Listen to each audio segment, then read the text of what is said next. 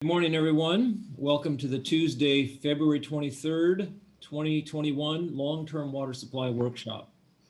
Due to COVID-19 and in accordance with the latest Alameda County Health Order and with the Governor's Executive Order N-2920, which suspends portions of the Brown Act, this meeting will be conducted remotely. In compliance with said orders, a physical location has not been provided for this meeting. These measures will apply only during the period in which state or local public health officials have imposed or recommended social distancing. All board members are participating via teleconference. Roll call, Madam Secretary. Directors Coleman, Here, I'd get myself off mute.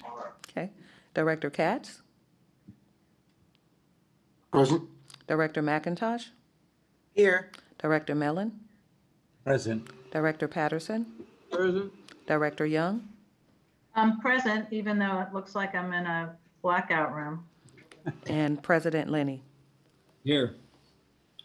If members of the public wish to speak on agenda or non-agenda items, please use the raise your hand feature in Zoom. Comments on non-agenda items will be heard at the beginning of the meeting. Comments on the workshop presentation will be heard at the end of the presentation. When prompted, please state your name, affiliation, if applicable, and topic. The secretary will call each speaker in the order received. Each speaker is allotted 3 minutes to speak. However, I have the discretion to amend this time based on the number of speakers. The secretary will keep track of time and inform each speaker when his or her allotted time has concluded. And now I'll turn it over to General Manager Clifford Chan to introduce the workshop. Just confirming that we have no one for public comment. All right. Okay, well, good morning, board members. So each year we update the board on the challenges, initiatives, and projects in support of our long-term water supply strategic plan goal. Among the topics we discussed at last year's workshop, we spent a considerable amount of time on our updated 2050 demand study. That study supports our urban water management plan, our water conservation master plan, our biennial budget, and our SCC update. And what you've heard in the last 4 months, we presented our proposed update to our SCCs and our preliminary FY22 and 23 budget and rates. Today, we're going to discuss progress on our urban water management plan, including updates to the drought management program guidelines, which we shared with you last November. We'll also discuss our water conservation strategic plan, the recycled water program, an update on our Los Vaqueros project, Sigma, and the DREAM project. I will say that a lot of work has gone into this strategic plan goal, and what you'll see is that we have a diversified portfolio that supports our sustainability and resilience efforts. And with that, I'll pass it on to Mike Tognolini, our Director of Water and Natural Resources, who will begin the workshop. Thank you, Clifford. And if Brad can share his screen and we can start the presentation.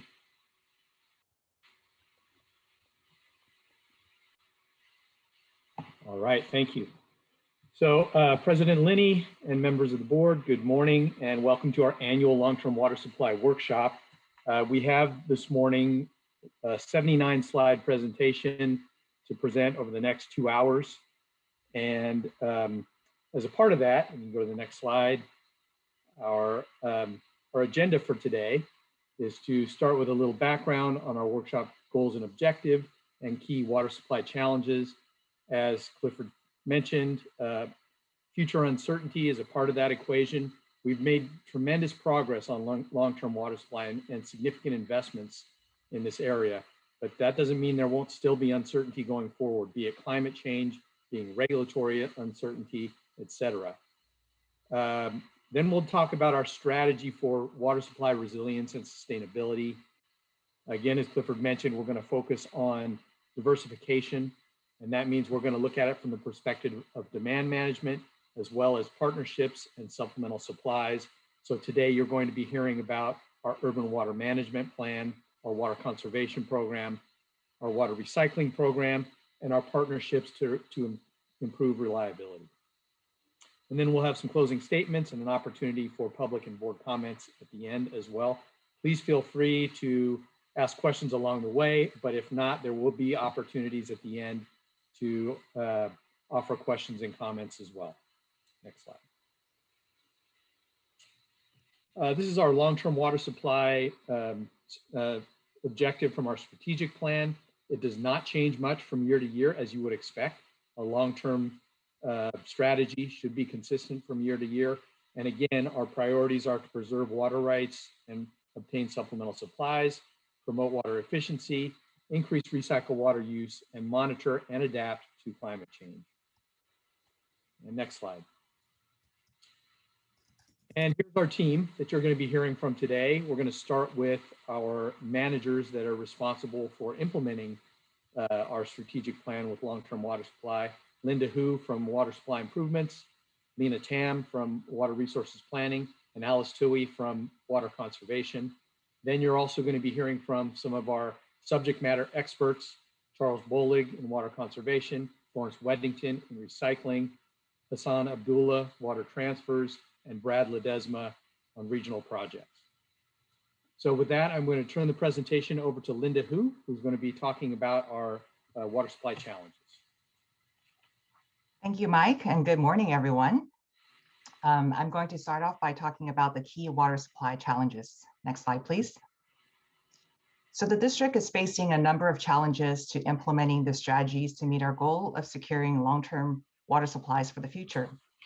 These challenges include extreme droughts, extreme rainfall events, climate change, the global pandemic, new laws and regulations, and increased threat from more wildfires. Next, please. So today's workshop theme will focus on continuing to build a resilient and sustainable water supply through diversifying the water supply portfolio. And as you recall, our Water Supply Management Program, or WSMP, identified the need to diversify our water supply portfolio, and it also outlined the implementation strategies. Now, before we get into the strategy for water supply resiliency and sustainability, I'd like to go over the key challenges that we're facing in a little more detail. Next slide, please. As you know, most of our water supply comes from the Mokelumne River. This chart shows the annual river flows from 1921 to 2020. The blue bars indicate normal and above year flows. The green is below normal, and the orange and the red are dry and critically dry years. So you can see that the Mokelumne River runoff is highly variable. Next slide, please. Another challenge that we're facing is climate change. This chart is from CalAdapt, and it shows the annual average of the maximum temperature for the upper Mokelumne River watershed. The actual temperature that was recorded is shown in red from 1950 to 2005, as compared to the model data, which is shown in the gray band. And from 2006 to the future, the model had predicted, and it is predicting, an overall increase in temperatures. Next, please. So we should expect to see higher temperatures in the Mokelumne watershed. And what that means is the higher temperatures will shift the timing for runoff, and we'll see more rain instead of snow. What the district is doing to adapt to and mitigate the impacts of climate change is addressed in our climate action plan, which was presented to the board last month. Next slide, please. So this chart here shows the Palmer Drought Severity Index, or PDSI. It's a standardized index that uses temperature and precipitation data to estimate relative dryness. The PDSI measures the intensity of long-term droughts. An index of 0, you can see in the middle of the chart, is normal. -2, which is below, is moderate drought. Anything beyond -3 is severe to extreme droughts, while on the flip side, above +3 is severe to extreme wet conditions. Next slide, please. And this chart is of NOAA's California Climate Division 5, which is where the Mokelumne watershed is located. The chart shows wet and dry events from 1895 to 2020 in accordance with the Palmer Index. You can see the fluctuations in extremes and the number of moderate to severe and extreme droughts, such as the 1976 to 77 drought, you see there at the bottom, as well as the 2013 to 16 drought. Next, please. So the key takeaway from this data trend is that droughts are getting more severe and extreme, and they're also more frequent. Next, please. We're also seeing more wildfires in California. This is a Cal fire chart that shows the area burned in millions of acres from 1987 to 2020. And in particular, the Butte fire of 2015, it did encroach on our watershed. Roughly 5% of our watershed was affected. So that was about 18,000 burned of about 350,000 acres. And the key takeaway here is that the risk of fire in the Mokelumne watershed is real and it is increasing. Next slide, please. And another challenge is the set of new laws and regulations that's coming our way. We are facing forever changing and more stringent regulations from state and federal governmental entities. What you see here is just a glimpse of some of the government agencies that we work with, including the Water Board, DWR, Reclamation, and many, many others. Next slide, please. So just to name a few of the regulatory uncertainties and state and federal actions that will have an impact on the district. These include the voluntary agreements, which we are continuing to work on and monitor, the future water conservation long-term framework, the biological opinions or BIOPS on the long-term operation of the CVP and State Water Project, and more pressure to reduce wastewater discharges, which we are continuing to monitor. The key takeaway is that the district needs to continue to protect long-term water supplies from new regulatory and legal challenges. Next slide, please. So in order to prepare for all these challenges, we are continuing to build on our strategy for water supply resilience and sustainability. And the next series of speakers will update you on each element of our water supply strategy, including the Urban Water Management Plan, the Water Conservation Strategic Plan, the Recycle Water Program, our efforts on water transfers, regional partnerships, and our groundwater sustainability planning efforts. And now I'll hand it off to Lena Tam, the Manager of Water Resources Planning, to update you on the Urban Water Management Plan. Good morning, and thank you, Linda. So next slide, please. Every 5 years, the district updates its urban water management plan that captures several of the water supply opportunities and the challenges that Linda just described. We will review the requirements of the urban plan and its uses, some of the major changes that will be included in the 2020 updates since we last updated it in 2015. We'll go over the schedule and the major elements of the upcoming plan. Next slide, please. In 1983, the district had sponsored legislation through then Assembly Member Johan Claes that later became the Urban Water Management Planning Act and got incorporated as part of the California Water Code. This act recognizes that water is a limited resource and that it is subject to ever-increasing demands, and utilities like EBMUD should develop water management plans to actively pursue the efficient use of water supplies. Next, please. So the urban plan incorporates the district strategy that Linda just mentioned to ensure that adequate water supplies are available now and into the future. The cities and the counties that are within our service area rely on the district's urban plan to assess the adequacy of water supplies for new development projects. In order to be eligible for state grants and funding for many of the district's long-term water supply projects, the district must have an adopted and certified urban water management plan. It is used by state, the Department of Water Resources in particular, to mine data for their own California water plan. And it's used by non-governmental entities like the Public Policy Institute to make recommendations and draw conclusions about urban water agencies. It also describes the district's upcoming water supply projects and initiatives to improve resiliency through diversification. Next, please. As I mentioned, the plan is updated every 5 years, with the last one that was completed in 2015 and later published in July of 2016. We're working on the 2020 update, which will reflect refinements to the water supply systems modeling and analysis based on what the general manager mentioned as the 2050 demand forecast. It'll update the need for water analysis. That's essentially EBMUD's water supply needs during droughts. There will be updates to our recycled water and conservation goals to the planning horizon of 2050. It'll integrate the uncertainties in long-term planning, preparing for some of the uncertainties like emergencies related to earthquakes, floods, and wildfires. We'll have a chapter or an appendix that quantifies the climate change impacts and demand and supply assessments. And the plan will comply with the new state regulations on drought contingency planning. Next, please. The Urban Water Management Plan incorporates the district's drought contingency plan. As a refresher, the district's drought management program guidelines are tied to our total system storage. That's Pardee, Comanche, and our East Bay terminal storage, which then triggers the levels of rationing that are imposed on our customers and when we take delivery of our CVP supplies.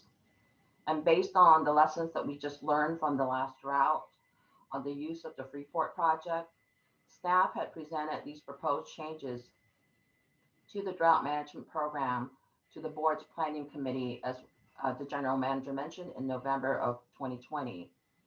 And as you see on the left-hand side, this is our existing drought management program guidelines. What we're proposing is on the right.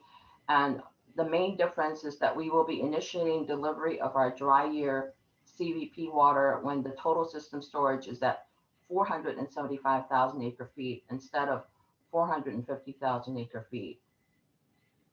We will be implementing voluntary rationing in stage 1 of a drought, and we will be using Freeport to deliver dry year water allocations as early as possible once a water shortage emergency has been declared by the board, and we will be moving the delivery schedule from July to May. Next, please. State law requires that the district conduct a public hearing prior to adoption and certification of the Urban Water Management Plan. We're on track, starting with today's long-term water supply workshop and release of the draft in April for public comments. We'll be conducting a public hearing in May with board consideration for adoption in June, and we plan to submit the plan to the Department of Water Resources by July. Next, please.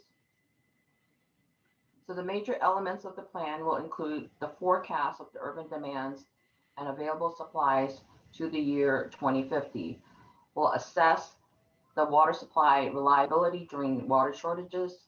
There'll be programs and plans in place to encourage water use efficiency and other possible demand changes. There'll be a framework to meet demands in times of constrained supplies. Next, please. So the urban plan of 2020 explicitly highlights our strategy and the importance of developing a diverse, resilient, and sustainable portfolio in our long-term water supply planning in order to meet the uncertainty in the future, including increased demands by our customers and our upcountry partners, climate change impacts, ecosystem enhancement demands, the evolving regulatory requirements that Linda mentioned, like the voluntary agreement, and water shortages due to unforeseen disasters. Our proposed portfolio will be augmenting the district's existing CVP supply from Freeport, and this bar chart illustrates the potential water supply augmentation on the vertical axis from short-term projects that include the groundwater pilot projects like the Bayside Phase 1 in San Leandro or San Lorenzo, the DREAM project, the Demonstration Recharge Extraction Aquifer Management project that we are partnering with North San Joaquin Water Conservation District. Each of these pilot groundwater projects yields 1,000 acre feet or less. And the longer term projects like the Bayside Phase 2 and the water transfer agreements that we have with Sycamore, Yuba, Placer, and storage projects like the Los Vaqueros expansion project.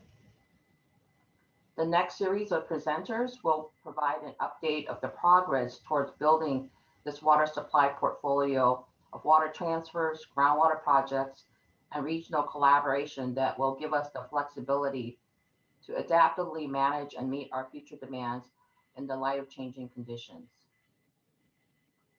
Two major components of our diversified water supply portfolio are the conservation and recycled water programs, along with the upcoming supplemental supplies that contribute to the district's resilient and sustainable portfolio. So let's start with our water conservation program, and Alice Tui, the manager of water conservation, will share more about the updates to our program. Thank you. Alice, Good morning, members of the board, Alice? members of the public. Alice, Yes. maybe before we start, President Linney, I just want to find out from you, would you like to have board questions or comments at the end of the entire workshop or at the end of each major section? I think it's better if we can take them as we go along a little bit and just keep an eye on the clock. Okay. So yeah. So we just finished our urban water management plan, so I don't know if there's any comments or questions on that section. I don't see any hands, so we can move on to water conservation. All right, great. Thank you. Clifford. Good morning. My name is Alice Tui. I'm the manager of water conservation. Can you go to the next slide, please, Brad? So there's two main topics we want to talk to you about today related to water conservation. First, the bulk of my time is going to be spent giving an update on our water conservation strategic plan. We're finalizing the 2021 update to that plan. So I'm going to be telling you a little bit about some of the highlights of that plan, including our program drivers, our 2050 conservation target, talking about our key initiatives and how our program is evolving. We're going to talk about implementation strategies. And then we're going to shift focus a little. I'm going to hand the presentation over to Supervisor Charles Bolig, who's going to give you an update on the state's long-term framework, which is, of course, an important regulatory driver for us for conservation. Next slide, please.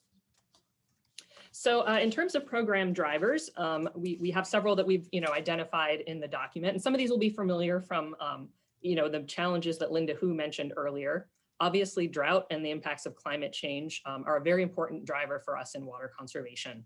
We want to be prepared for water shortage emergencies, particularly since climate change means that those droughts could be more frequent and more severe. And so our program needs to be elastic so that we can adapt to the yearly hydrology.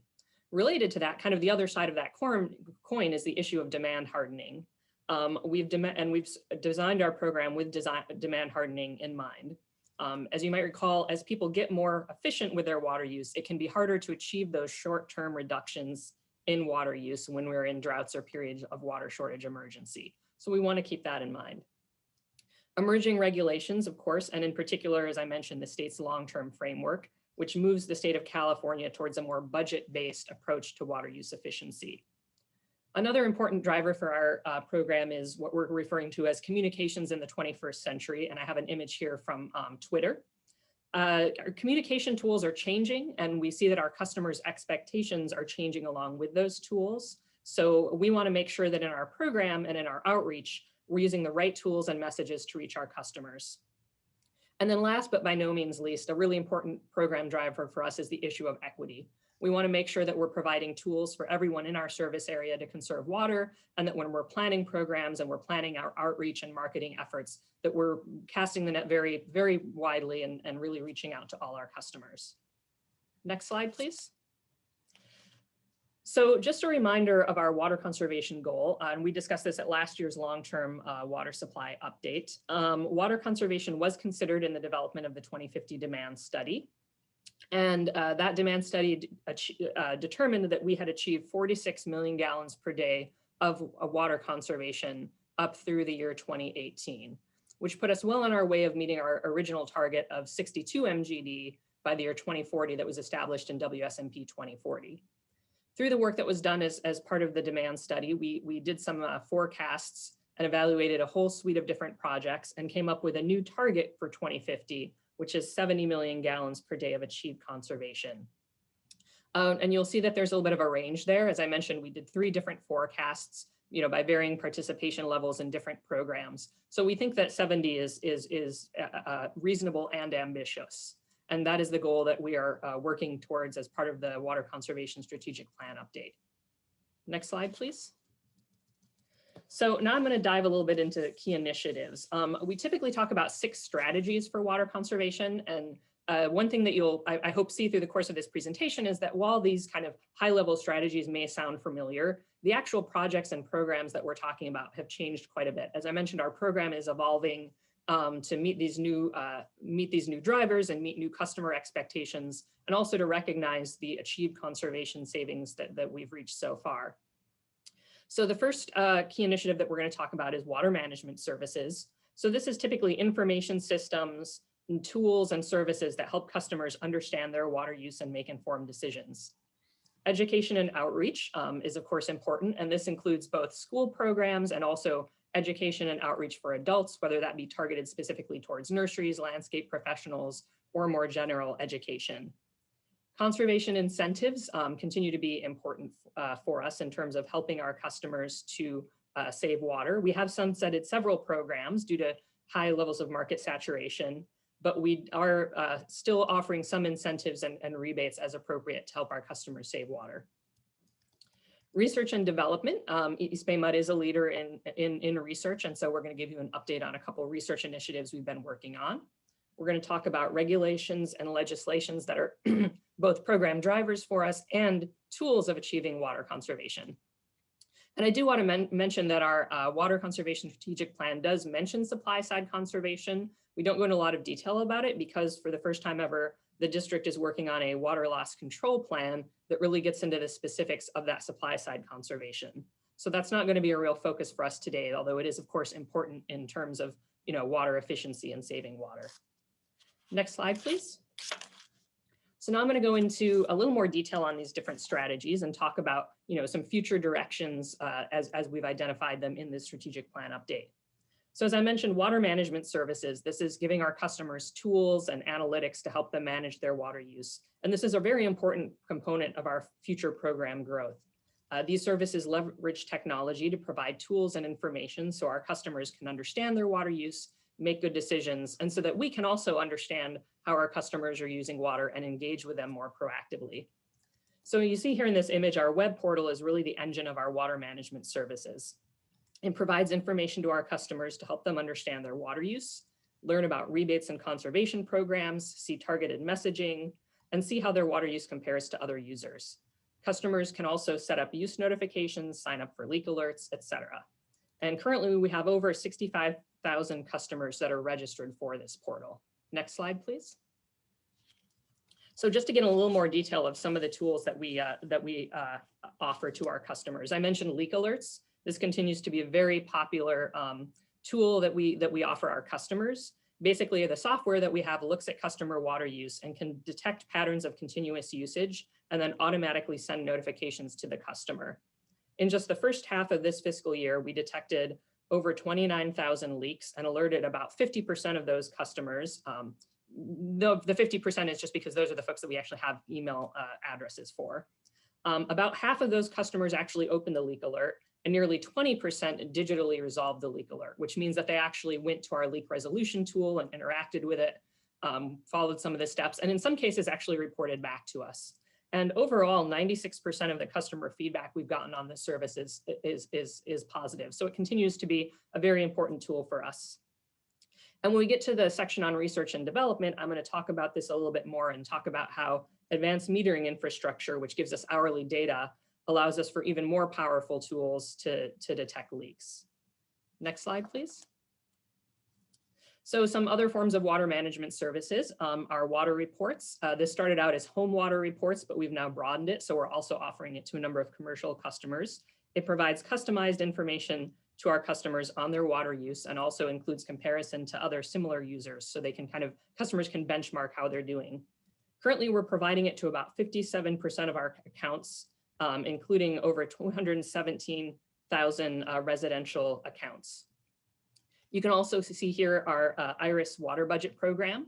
This is a slightly different from the water report. So whereas the home water report just shows somebody's water use and compares it against sort of like a average or recommended water use, the IRIS program actually takes information from local weather stations and creates a customized water budget for that customer. Most of the customers who use this service, over 4,000 of them, are dedicated irrigation accounts. And this is going to be a really important tool for us as the state's long-term framework kicks in, and Charles will talk about that a little bit more. And of course, we do continue to offer our home water survey kits, water audits for both residential and commercial customers. With the pandemic, we haven't been able to do those water audits in person, but we continue to offer that service by phone. And we've also piloted doing remote water audits using tools like Zoom, or having customers use their smartphone to kind of interact with us, and so we can help them better assess their water use. And then we also have new tools like our newsletters. We have our commercial, institutional, and industrial CII newsletter that goes out quarterly that provides information on programs, water saving technology, seasonal alerts, et cetera. And just one thing I want to mention is that as we go forward, as I mentioned, the long-term framework, the state is moving towards a more sort of budget-based approach to water use efficiency. So we are looking in the future to integrate our sort of IRIS water budget system into our standard water reports, so that customers would get more kind of real-time, customized information. Next slide, please. So one program that I want to touch on a little bit is our Water Smart Business Certification Program. So this is a program EBMUD's had since about 2009, where customers who implement water efficient practices and conserve water can get certified. Since we started the program, we've had over 190 businesses that have been certified. And we estimate that those customers have saved more than 100 million gallons annually by increasing their water use efficiency compared to the baseline.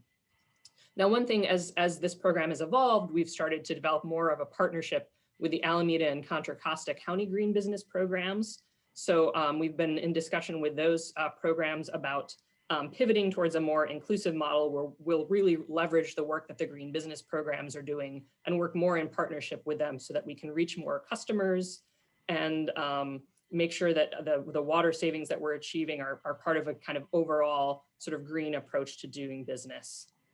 So under this model, certified businesses would continue to be tracked annually and would be required to certify on a regular basis to continue their certification. Next slide, please.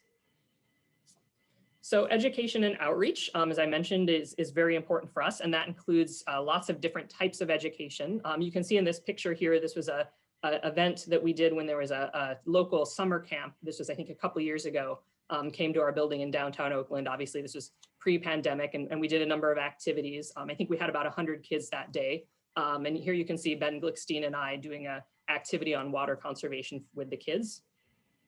Currently, the district has a district-wide initiative to update our educational workbooks and materials. You might remember Captain Hydro. Captain Hydro's been around for a long time. He's eligible for retirement at this point. We want to, let him enjoy a great retirement. So we're looking at updating those materials with some fresh workbooks. Once those workbooks are available, Water Conservation is planning to hire a consultant that can help us to develop an educational curriculum and do some pilot teaching in different schools throughout the service area. We're also looking at tools to educate kids and their families outside of the classroom, particularly right now during the pandemic when so much school is based out of the home. You can see here an image from our neighborhood scavenger hunt that some of our staff developed early on in the pandemic. We knew that everyone was going for a lot of walks out in the neighborhood, so we developed the scavenger hunt to help folks look for native plants and wildlife in their communities. So we hope that would be a fun way to get folks engaged and get kids learning about water saving plants. And of course, it's more education, as I mentioned, it's more than just kids. We do a lot of educational outreach for adults as well. Last fall, we piloted our first webinar series, which was very successful. We had somewhere between 129 and 184 people attending each webinar, including quite a few repeat attendees. So folks seem to be really enjoying the materials we were providing. And we are getting ready to launch our spring webinar series this year. It'll cover a few of the same topics and then have a few new topics added on. We're going to add a webinar on home leak detection. We're also, for the first time, going to be piloting offering 2 of the webinars in Spanish as well as English. And that's part of our, as I mentioned, our stressing the importance of equity and reaching more of our customers. Our Water Smart Gardener program continues to work with the landscaping community and nurseries and members of the public to encourage and educate about water efficient landscaping. An important component of that is our Landscape Advisory Committee, which is still active and features a regular speaker series. With the pandemic, we've pivoted to having those meetings, of course, by webinar, and we've actually seen attendance increase pretty significantly. And I want to mention here as well, QUEL training. This is Qualified Water Efficient Landscaper Training. We did receive a grant from the state to work with regional partners on expanding access to QUEL training. Currently, it's being offered online because of the pandemic, and it is available in both English and Spanish. So one thing that I just want to highlight here going forward is that while we do believe that in-person events and workshops, and particularly, going into schools and meeting with kids is important, we found through the course of the pandemic that virtual platforms really allow us to reach a new, larger audience. So we're going to continue to use those virtual tools in combination with sort of interactive in-person workshops in the future, because it is a really great way to reach a larger audience. Next slide, please. Alice, if I might interrupt for a moment, please. Frank Millen. Do we still have our plant book as part of our program, or is that all sold out and we're not going any further with that? Yeah, so we do have we do still have some, the plant book available, but I should mention that Saxon Holt, the photographer that we worked with, has a new book that just came out. He's actually going to be attending our next landscape advisory committee to be giving a preview. So I think we've ordered one copy, and we're kind of, wanting to take a look at that and see if that's something that we can leverage. Do we still have a bunch of the hardbacks left, or is it the softbacks?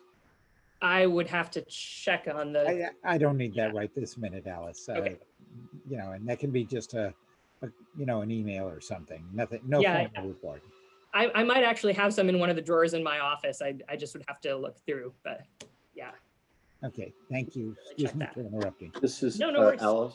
Alice, Yes. This is John. I have a sort of a follow-up question to what Frank mentioned on the book. One of the people who used to work with, Nora Harlow, put out a new book on on plants.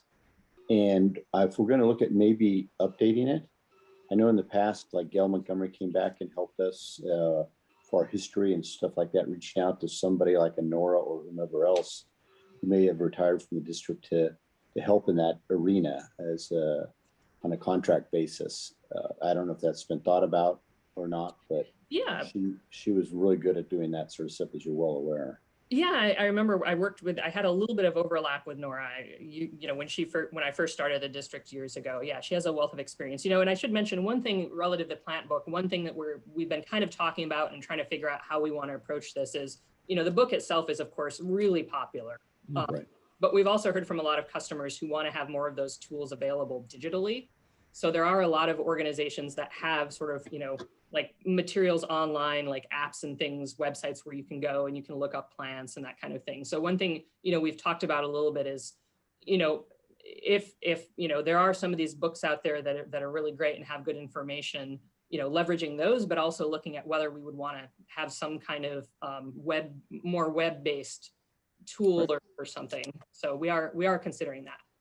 And sort of along those lines, but not web-based. I know maybe it can't be done right now because of the pandemic, but we have certain recreation areas or things, San Pablo Reservoir and Lafayette Reservoir. We get lots and lots of people coming through. Have we ever thought about when it is safe to have on a high volume foot traffic day, to have one of our folks out there providing materials on water conservation and what they can do for folks to be able to conserve water and how to do it and things of that nature.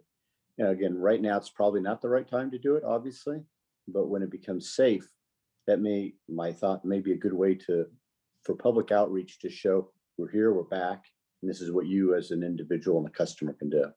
Yeah, that's a great idea. We'll keep that in mind. We certainly do, obviously not during the pandemic, but water conservation does do a lot of tabling at events, and things like that. So this would be sort of, I think, a natural extension of that. Particularly, I think at at least one of our reservoirs, I think we have some demonstration gardens. So that would be a natural place to have somebody there that can talk about it. So great. Thank you so much.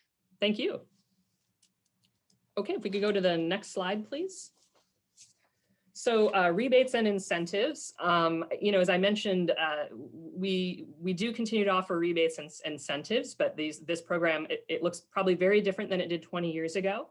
Quite a few of the rebates that were sort of the original kind of powerhouse of EBMUD's water conservation program, you think about the high efficiency toilets, clothes washers, we've reached a high level of market saturation, although not 100% market saturation. I'll talk about that in a little bit in a moment. So we have sunsetted some of those rebate programs.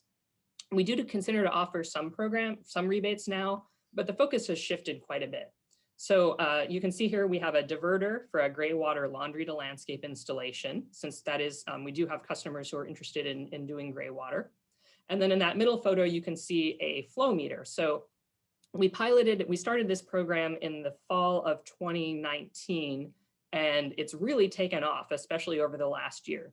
So these are devices that customers can install themselves in most cases that provide, basically, this particular device just basically sort of tracks magnetically the dial on the meter as it's moving, and it provides minute by minute water use data to the customer. So customers can set up use notifications, they can check for leaks. It's a really great tool for customers. Some of the flow meters that are a little bit more intensive are actually installed on the pipe, and the benefit of some of those is they have remote shutoff capabilities. So this is a tool that we found to be really useful. And as I said, it's really taken off. We've been getting quite a few applications for that. Is that the Flume device Yes. that's on? And it's pretty, it's on less than $200 and we rebate the entire amount, right? No, well, we rebate up to 50%. So this particular device is $200.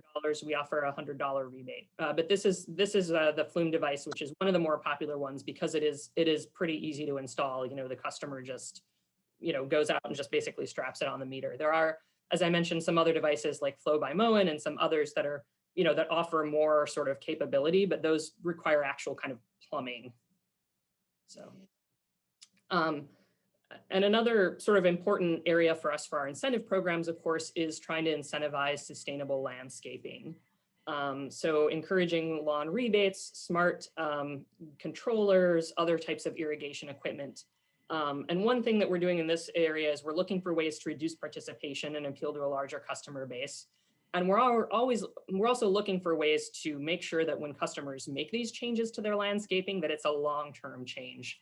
One thing that we've seen and that some other water agencies we've talked to have seen is, now that these landscape rebate programs have been around for a while, there are some cases you hear of in the Bay Area where, somebody gets a rebate, they put in some kind of like water use of, efficient landscaping. Maybe they don't do a really great job. Maybe they don't, design it or maintain it very well. And then a few years later, somebody else buys the property and, rips it out and puts a lawn back in. We really don't want that to happen. So we're looking at some different tools that we can make available to customers to help them put in a quality landscaping so that we can really lock in those savings. So for example, we're investigating design assistance programs, looking at whether we can make more package designs available, and then also evaluating our marketing approach to reach new customers. So the key takeaways here are, as I mentioned, incentives and rebates continue to be important, but they look different than they did 10 years ago. And we have a new focus on really improving landscape designs so that we can get lasting savings. Next slide. Alice? Yes. Frank again. I thought we had some sort of program that recognized a landscape as being a water-wise landscape, or I'm not sure how it went, but I thought we had a program like that. We have a few programs that I think speak to what you're talking about. Like we do offer grants for demonstration gardens. So for example, a community group or a school that wants to put in water efficient landscaping and do some type of event will provide funding for that. We did also, I think the last time we did it was, I want to say it was 2018 or 2019, we did the I Heart My Garden photo challenge, where we invited customers to share images, photos with us of their water efficient gardens, and that was a very popular program, and we're looking to do that again at some point in the near future. Post-COVID, in that same vein, post-COVID, there's a number of NGOs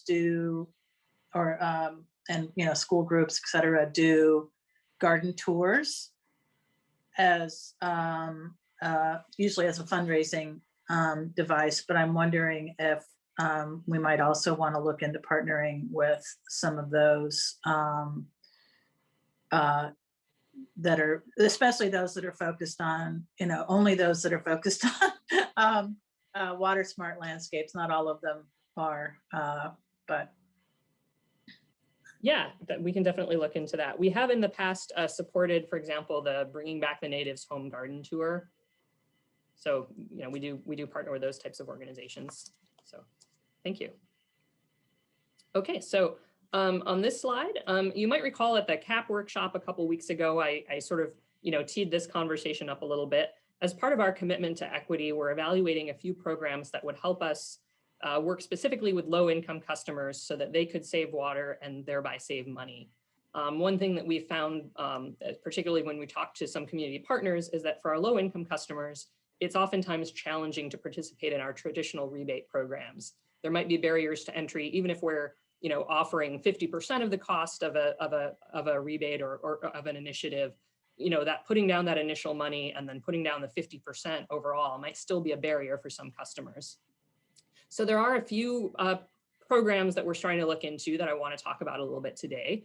These are all, and just to be clear, these are all programs that we're just at the stage of evaluating. Some of them we have a better idea of what it might look like. Others we're just kind of starting to do research and think about.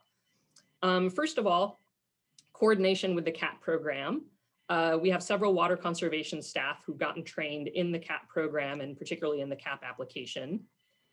We are looking in the future for opportunities where water conservation staff can kind of help promote CAP when they're out in the community or when they're interacting with customers. We frequently have customers referred to us if they have high bills. So we want to make sure that our water conservation customers know about CAP and know about the district's customer support programs so that we can offer that to customers. There are a few partnerships that we're looking at. One of them is, one of the flow meter manufacturers offers a partnership where they basically would provide these flow meters at a reduced cost for low-income customers. So we're kind of evaluating whether, participating in that program combined with the district's existing rebate program, if we could make flow meters available to customers at no cost or at very low cost if they meet, income requirements. For example, our CAP customers. There are some issues with that. Of course, we need to investigate what this means in terms of contracting. We need to see if there's customer interest. And we need to make sure that customers have access to Wi-Fi, which these devices require. We've also been talking with the administrator for PG&E's Water Energy Coordination Program. So PG&E is under a mandate to work with water agencies on water and energy efficiency programs. Several agencies, including EBMUD, have done pilots. We did a pilot in 2018, 2019. Basically, PG&E hires contractors to do these energy savings assistance audits, where they go into houses and they do sort of an energy audit and check to see if the home is energy efficient. So while that contractor was in homes in EBMUD service area, they would also do a water audit as part of that. Just a simple, check for leaks, check the meter, check the toilet. There was some interesting information that came out of that initial pilot we did. We did identify that a number of customers in our service area, low-income customers, still had old, inefficient toilets.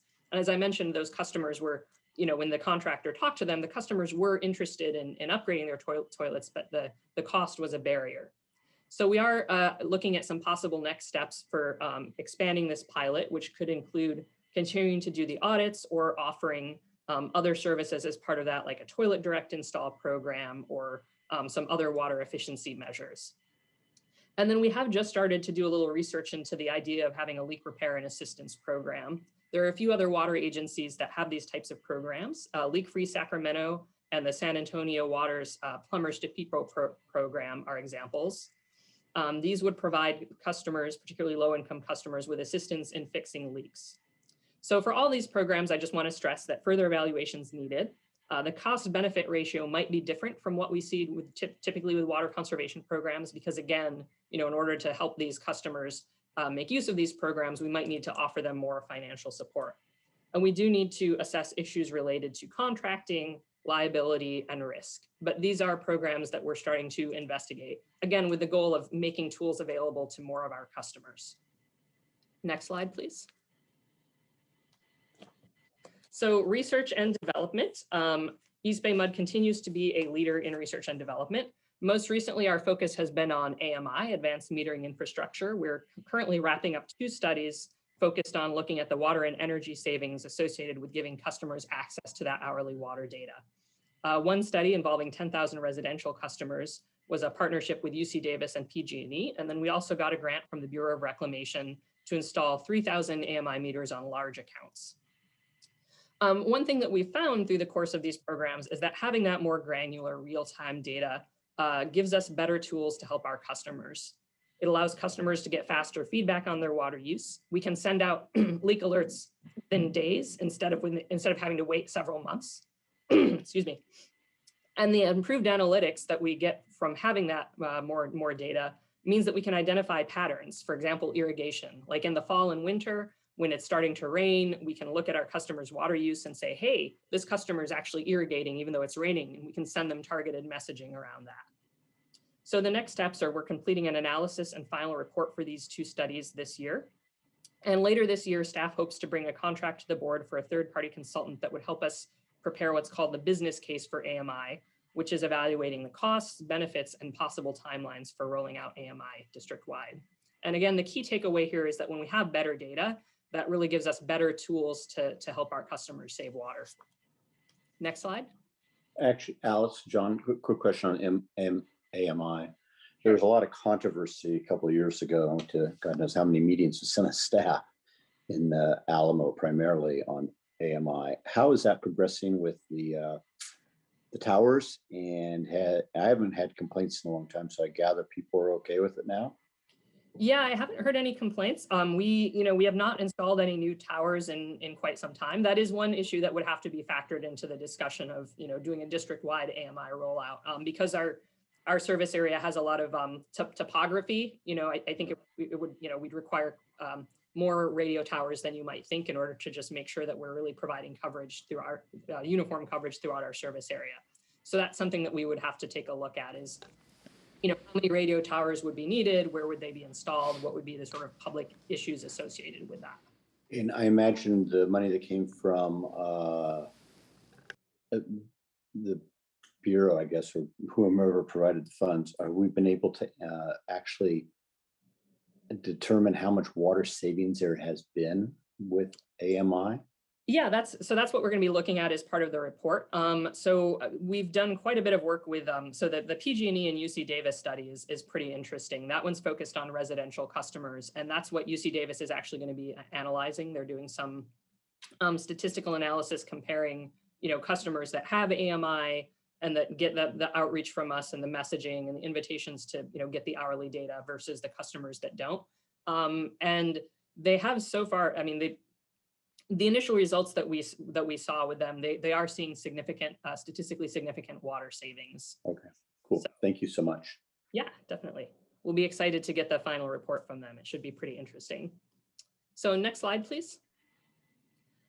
So research and development, possible future focus in addition to AMI. We've identified some areas where, we think that EBMUD is likely to be involved in research and development. Water use behavior and landscape water efficiency.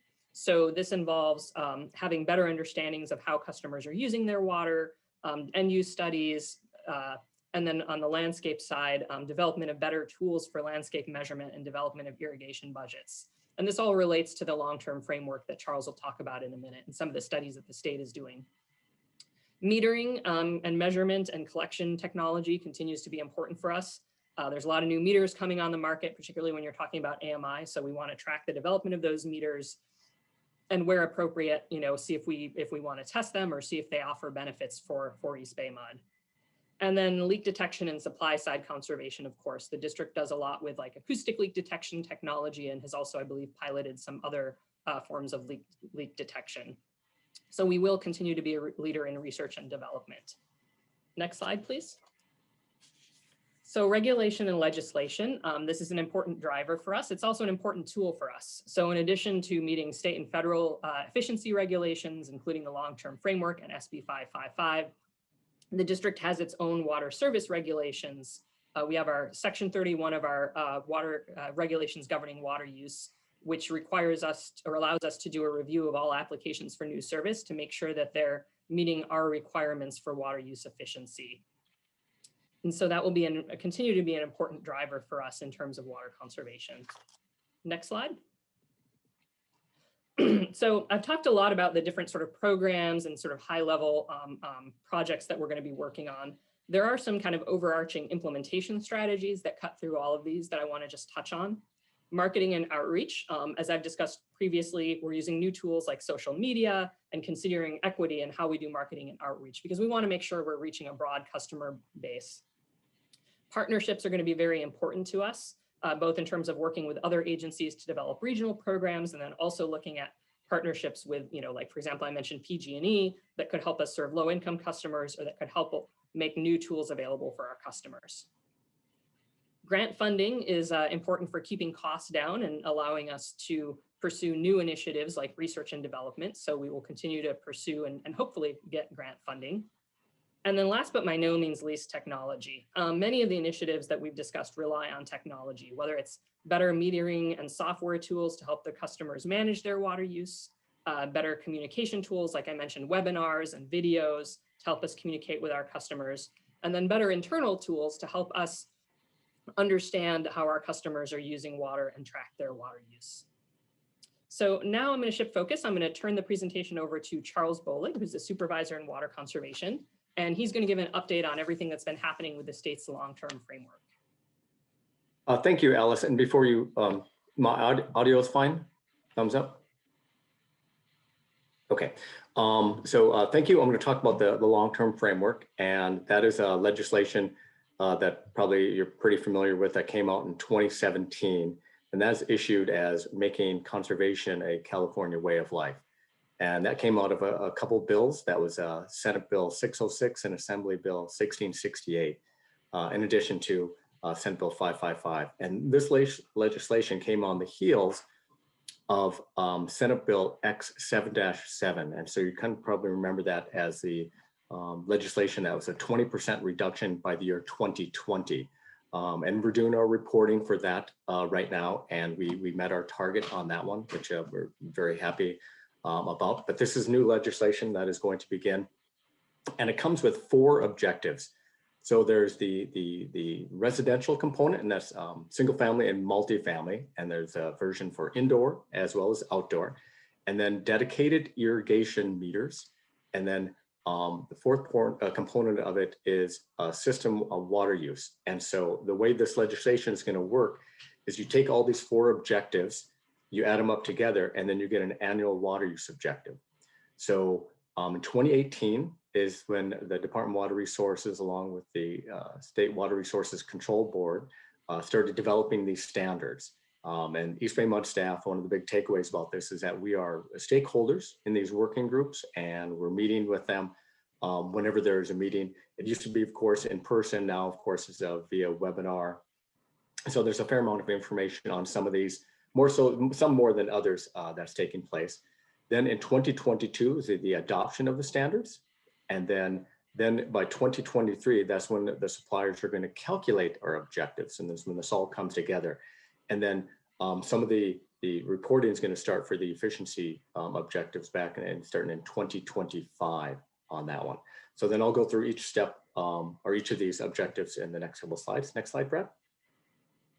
So the first one, and you may have heard a lot about this when this came out, people were all kind of nervous about the gallons per person per day. Oh, I can't take a shower, I can't do my wash on certain days because I'm going to exceed that.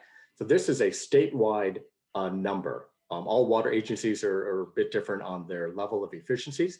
So it's a gallon per person per day. So right now, there's only been 1 meeting for this particular component. What they're trying to do is to figure out if is that 50, excuse me, starting at 55, is that a correct number? Is 50 in the year 2030 a correct number?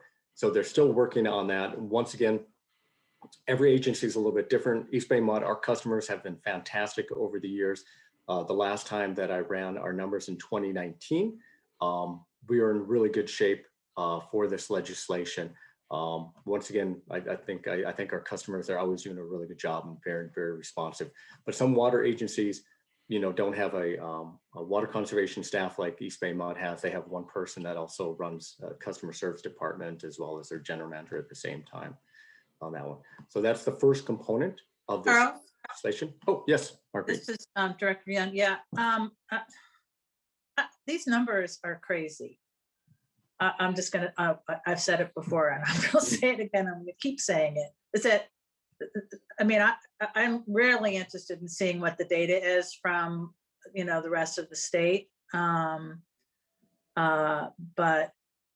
this is more than, 20-minute showers.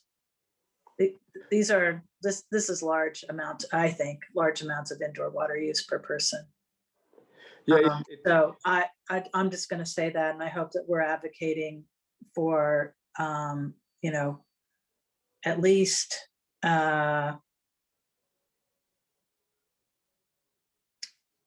aggressive review and, you know, sort of determinations and ways to get this down so that, you know, we're well below this, you know, 50 per person per day. No, I thank you, and I hear that. And one of the nice things that, you know, Richard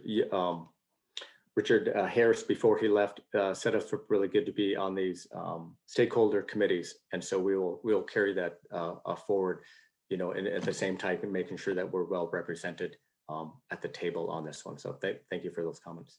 Next slide, please. So another component, and this one's a little bit more of a driver, and it's actually had quite a bit of discussion at this point, is the residential landscape area. So as you can see, there's those two images that I have, the satellite image, and then you can see the yellow parcel lines, and that's just satellite with the naked eye. Then what the state is doing, working with a third party, is they're using infrared, and the reflectivity of the infrared, they're starting to count the pixels. So depending on what is being reflected through a combination of human eyes and the machine learning, they're able to figure out how much are trees, shrubs, grass, what's impervious. And so what the state is doing is that they're going through all of these 400 of the large water agencies in the state of California, performing this analysis, and then they're delivering these landscape area measurements to water utilities. And at this point, they've delivered about 50% of the 400. We received ours, EBMUD, about 3 weeks ago back, and staff is diligently looking at this right now to make sure of this analysis. Did they capture everything? Did they capture the outer boundaries? Did they miss any new landscaping or new developments in that area? And so once these numbers are satisfied and set with them, then there's going to be a second component of it, and that is the efficiency of these landscapes. And when we're talking about efficiency, I'll just use the number turf being at 100% reference evapotranspiration. A tree might be 40% reference evapotranspiration. So a combination of all these landscapes, they're going to determine what is an efficiency level of that. And my tea leaves are thinking they're probably going to come in at about 60% reference evapotranspiration. And so staff right now, we're working on figuring out, we have the landscape area measurement, we're figuring out how much water we use during the irrigation season, and where we are on that one. And that is going to be then sent off to the Department of Water Resources on October of this year on that legislation. Next one. Then the third component is dedicated commercial irrigation meters. And on this one, we are in fantastic shape. Very similar to the landscape area measurement. We've had a lot of tools in place over the years. On this particular one, it has been district's practice to have a requirement that customers have a dedicated EBMUD meter serving these large landscapes. And this can be in homeowner association, large hotels, malls, golf courses, parks, cemeteries, all of those sort of areas. Charles, your voice is fading out, Charles. Oh, thank you. This legislation is really focused at a lot of water agencies that have not had this practice over the years. One thing that's really beneficial as well, and Alice mentioned a little bit, is we have our water budget program, and that's our IRIS, which stands for Irrigation Reduction Information Systems, that we've been doing since the late 90s. And this has allowed us to communicate the watering needs of these landscapes to our customers. So a combination of having dedicated meters and our water budget, once again, I said, sets us up really well for this part of the component. The second part of this CI one, and it hasn't been confirmed how they're actually going to come about it, but some of the people that we're talking to is on large businesses, they don't want to put a requirement to say like, oh, you need to save 10, 20% in water, but they want them to be efficient. because the reason that they don't want to put these hard, firm numbers on there is that they don't want to hurt productivity and the economy on that. But what they want them to do is to come up with some sort of water management plan. And that feeds in very well to our CII guidebook that we put together around 10 plus years ago back. So that is going to be a tool we're going to be able to use with these customers to help them set up these water management plans. And the timeline for this is very similar to the other ones. October of this year, where the standards are going to be sent off, and then it's going to be adopted in 2022, and then the reporting starts in 2027 on that one. Next one. This, of all the components, is a little bit more challenging than the other ones. So water loss, we've made a lot of progress in the year. You can see that little photo that we have there. We no longer have staff going out in the middle of the night with little listening sticks trying to hear what's going on underneath. But once again, the water and the pipes are still underneath ground, and technology has evolved, but it's still pretty hard to, get a hold of these leaks and the rate that they're going and where they're at, et cetera, tracking them on down. So the State Water Resources Control Board released its draft regulation in December 2020. They're now on the third version of this draft regulation. One of the big things that we've been advocates of is that there's peer review of it. And that has been done being completed by UC Berkeley. The legislation and this particular component, we'd hope to have a review comment period that was supposed to happen in January of this year, but it still hasn't been released. Through this process, EBMUD has been very active. We sent a letter opposing a few of these draft regulations that they had in there. And as a result of that, they have made some improvements. But there's still kind of a long ways to go on this particular component. So kind of summarize this, we are in pretty good shape with some of these, like the indoor component. Our customers are really good. The landscape area measurements, the dedicated meters. This water loss reporting is going to be a little bit more challenging, but we will continue to be stakeholders, be very active in this meeting, and let our voices be heard and known when necessary. So with that, I'm going to hand it off to Florence. All right, thank you, Charles. So next slide, please. So I plan to give you an update of our recycled water program. I'll give you an update first on our recent residential fill station pilot, as well as our key projects, including East Bay Shore, San Ramon Valley and Derwa, North Richmond and Rare. And then finally, I'd like to give you an update on what we're planning for the future, our projects like Phillips 66 and our satellite projects. Next slide, please. So last summer, we operated an employee-only residential fill station pilot at SD1, allowing employees to take home recycled water for irrigation purposes. It was open for 2 days a week, and it lasted for 3 months from July to October. During that time, we had 11 employees visit the fill station for a total of 27 visits. And during that time, they took home 1,500 gallons of recycled water. To allow some employees who live outside of the district service area to participate in the pilot, we entered into agreements with Contra Costa Water District and the City of Antioch to allow for the transport of recycled water into their service areas. The agreements were only valid for the length of the pilot. Overall, those who used the residential fill station gave it a very positive rating, and they would recommend it to others.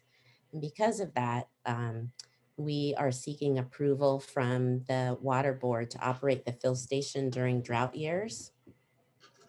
And we're also currently working on a regional proposal for recycled water use that would allow Bay Area participants to transport recycled water from one service area to another. And the goal of that proposal is to increase the overall use of recycled water in the region. Next slide, please. So our East Bay Shore project is located. One question on that, the residential fill. We had been looking at East Bay, west of the west of the hills, a west of the hills location in either Oakland or by the racetrack or something like that? Is that part of are we still looking at that? Or I know we spent quite a bit of time a few years ago. Yeah, we have looked at a lot of different locations, and there's, you know, a lot of things that we have to consider in order to be able to safely open these fill stations in other locations. Some of the things that we are looking at is like the traffic coming in and out of the place, how much space is available to allow people to come in. So those things have been evaluated, and right now we have not identified a location as of yet, but it's something that we are still considering. Just from an equity perspective, given you know, SD1, given where our customers live, and given where those who are least able to you know, afford water in the first place, and are going to have a harder time with the, you know, surcharges, et cetera, that I think our board really stated pretty clearly during the last drought that having something west of the hills was important. I don't know what others think about that, or whether it's, you know, right to think about it, but I certainly recall that conversation and a lot of work going into identifying some venues that would work. And then So the draft. we are considering various locations, but for the residential fill station that's located at SD1, that one we have been able to test it out and make sure that there is enough a space available there and traffic concerns are addressed. So we'll have to continue to evaluate other locations, but this location is where we did our pilot. So hopefully that answers your question. Yeah, thank you. Okay. All right. So next slide.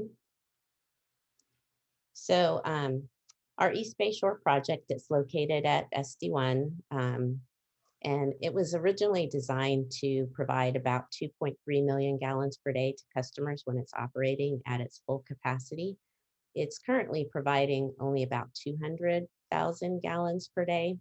And we found that the high ammonia and high salt concentration during droughts hinders our ability to increase usership. So we've hired a consultant to pilot some of the recommendations from the water quality improvement study that was completed in 2019.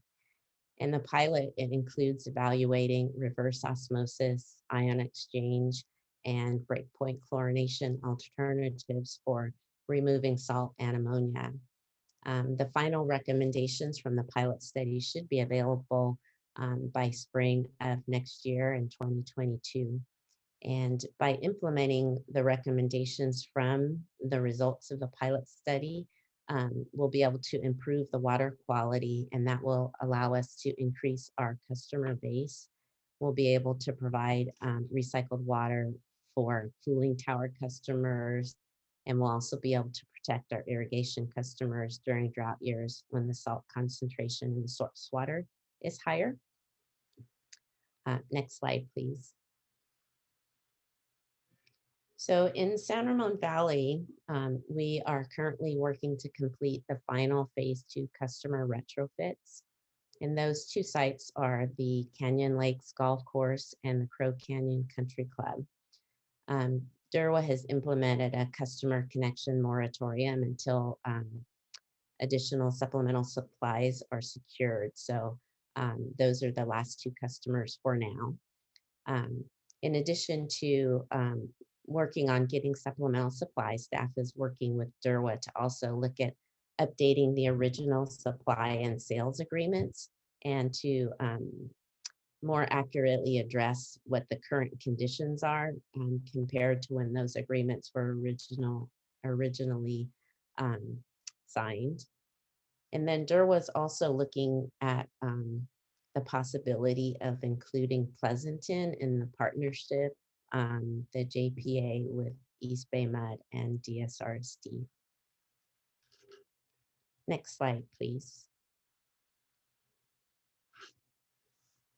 So at North Richmond, it was constructed in the mid 1990s, and some of the original equipment is reaching the end of its useful life.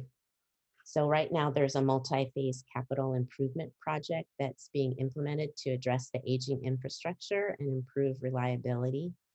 And by upgrading to new equipment, it'll prevent process interruptions and longer term shutdowns for maintenance, while simultaneously streamlining the plant operations and maintaining regulatory compliance.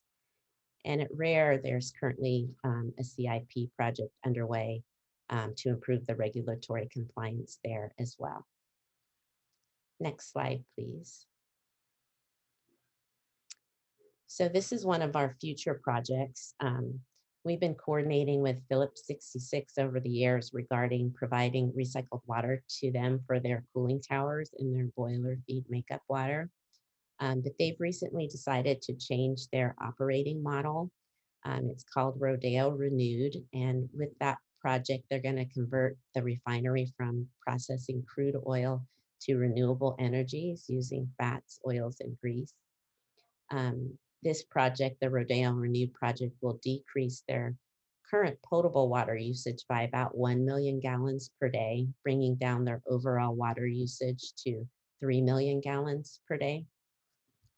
And P66, they are still very interested in using recycled water for this new process, especially since recycled water would complement the idea of renewable energy. They anticipate that they'll use about 2.8 million gallons per day of recycled water under the new operating model. And this will decrease their water usage by 70%. They're planning to have the project implemented by the end of 2023. And we'll continue coordinating with them and adapt our plans for an on-site recycled water facility to accommodate their new business model. Next slide, please. So finally, I want to give you a quick update on some exciting things that are happening with our satellite program. Our satellite projects, they allow us to serve large customers that are not located near our centralized projects. And these projects are all customer funded. There are 3 customers that are currently interested in pursuing satellite facilities, and they include Diablo Country Club, Rossmore Retirement Community in Walnut Creek, and Sequoia Country Club. So there's a lot of coordination happening right now, and we plan to give the board a full update at the March 9th Planning Committee meeting. So with that, I'll turn it over to Hassan Abdullah to talk about water transfers. Thank you, Florence. Good morning, directors. 2 topics I'll cover today. First, I'll update you on our water transfer program. And then second, I'll do an introduction on the newly developed water futures market. Next slide. For the past few years, we've been working with several agencies to develop our long-term water transfer program. Placer County Water Agency is at the top of the list. We are working with Reclamation to secure a long-term WaterNet contract for the use of Folsom South Canal. Last May, we prepared an environmental assessment for that use. Because of the timing, the draft EA did not include the 2019 BIOPS that had come out just about the same time. So now we are revising our environmental assessment. We plan to resubmit to Reclamation for review. We expect this work to be completed in late 2022. While we are developing the long-term agreement, we have an interim agreement with Placer in place. Whenever they release water forum water for the benefit of Lower American River, we have the first right of refusal to that water. The terms, including the pricing, the volume, diversion rate and roles and responsibilities of each agencies are defined in that interim agreement. Moving on to the next. Last year, we completed a feasibility study with Sycamore Mutual Water Company. The study showed that a rolling fallowing water transfer program is not only feasible, but if it's designed right, it could be environmentally beneficial as well. We are currently developing a detailed project description in collaboration with Sycamore, and we are also working with the Environmental Defense Fund, EDF. Recently, we've been approached by the Nature Conservancy, TNC, to see if we could develop a joint project with them that would be mutually beneficial to us and them and also the environment. They have water rights on Mill Creek, and we've just started working on that project. Third, Yuba, we've been working with them to develop a detailed project description. Now that the 2019 biops have come out, we have some work to do on that. The key takeaways from this is that we are working with several agencies with different sources of water to develop our long-term water transfer program. While we are developing these long-term agreements, we have interim agreements in place and very strong working relationship with these agencies in case we need short-term water. Next slide, please. So the second topic I'm covering is an introduction to the new water futures market that just started trading on December 7th, 2020. There's been a lot of press on this, and I'm sure you've seen some of that. I did a similar presentation to the planning committee on January 12th. We thought it would be a good idea to share it with the full board. So I'll start with an introduction, like what is a futures market? Futures contract. It's basically a contract between a buyer and a seller that is mediated by a third party, like the CME or Chicago Mercantile Exchange. The contract is to buy a certain quantity of a certain commodity for a certain price on a certain date in the future. The price, the volume, the commodity, and the date are all set in that futures contract. And it's settled, yeah. Commodities that used to be or commonly traded are grains, orange juice, oil, pork bellies, and as of December 7th, it's water. On the first week of trading, 36 contracts were traded. Each contract in CME futures is worth 10 acre feet of water. So in 1 week of trading, 360 acre feet of water traded hands. That average, since then, the average trade has been about 5 contracts a day. That translates to about 50 acre foot of water trading hands per day. We have a question from Director Young, Hassan. Yes. I can wait until the end. Okay, sure. Section. Sure. Okay. So couple of key points to be made. The futures can be used by anyone for hedging, like farmers. I'll give you an example later on in the presentation, but it can also be used for financial speculation. And that's where a lot of press has focused on. Another key point I want to make here is that the water futures are cash settled. It's a cash transaction between the buyer and the seller on the settlement date. That means it doesn't require actual delivery of water on the settlement date like some of the other commodities do. Therefore, the futures in itself doesn't result in any buying or selling of water at the end. It is a cash settlement between the buyer and seller that's mediated through the CME. That's kind of an important point and the difference between other commodities like oil and stuff. Next slide, please. The water futures are tied to a California water index. In 2018, NASDAQ collaborated with Velis Water and Westwater to float a California water index. The ticker for that is NQH2O. The index seeks to represent the weekly spot market price of water in California.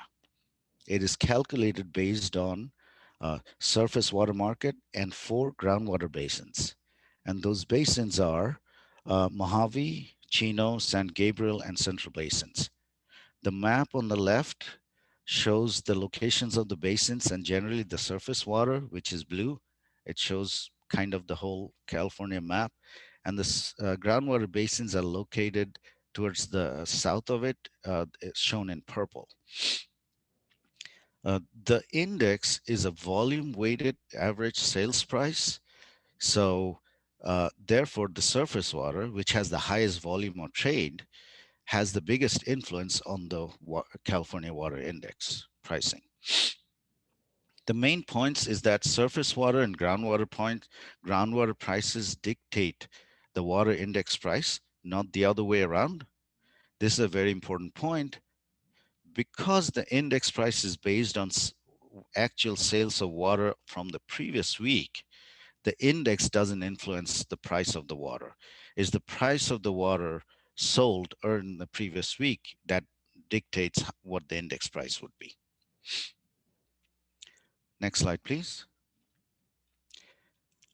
So I'd like to give you a very simple example of how this would work. Or how, say it's January right now. I mean, I did the presentation to the planning committee in January. So a farmer will need 1 acre-foot of water in June. Let's assume that the future price of water in June is at $500 an acre-feet. The farmer's budget right now is $500 an acre-feet, and the farmer doesn't want to take any risk of the prices going up from between January and June. So the farmer goes to CME and buys a water futures contract for water for the June settlement date at $500 an acre-feet. This is an example of hedging. So now come June, say the spot market price of water has gone up to $600 an acre-feet.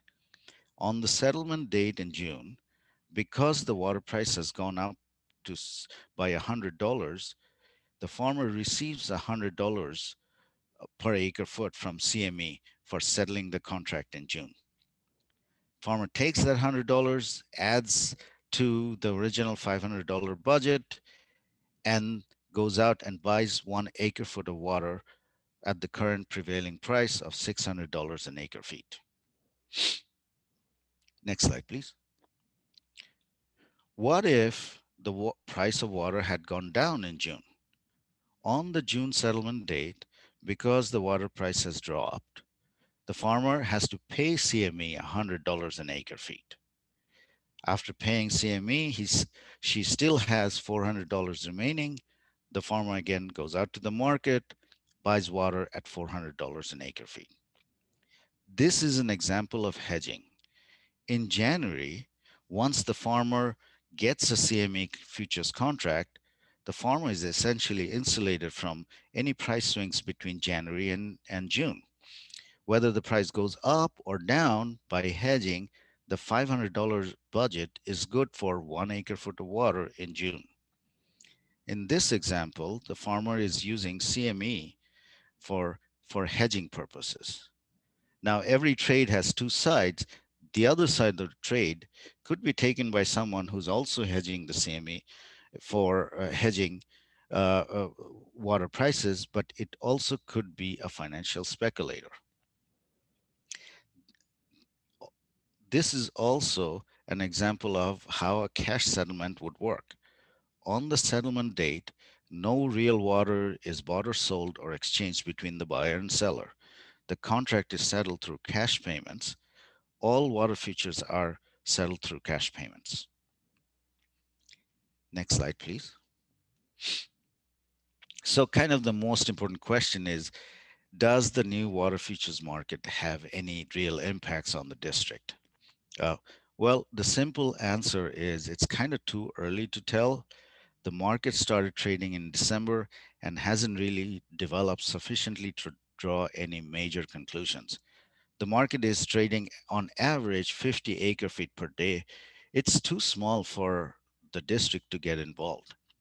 Um, it may work for small farmers, but for a large M&I agency like us, this 50 acre foot a day doesn't really, we cannot really participate in that market.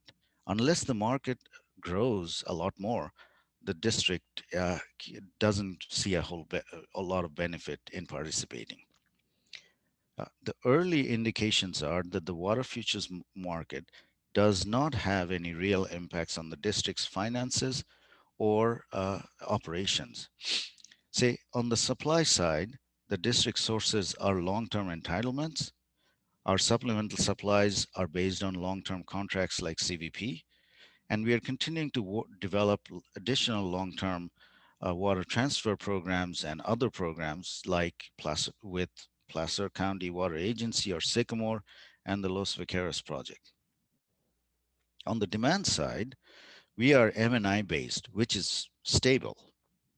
Therefore, both our supply and demand are reasonably stable and secure. We are not in the market to buy short-term water on an annual basis.